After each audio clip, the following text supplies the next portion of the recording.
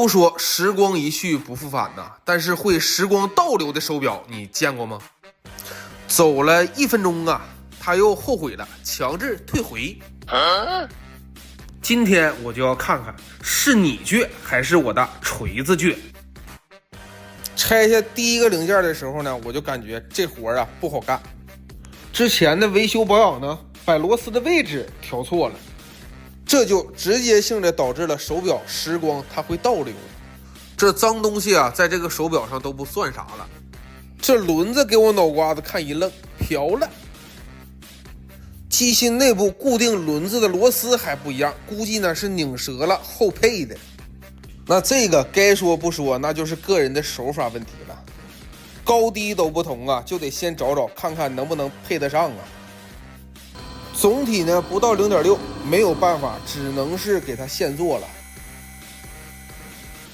紧度那是相当够用了，咱们再给它抛个光。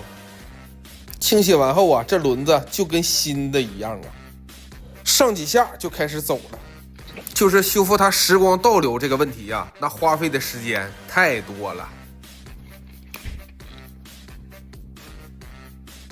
如果大家的手表还有什么奇葩的故障，可以发在评论区告诉我，我来帮你解答。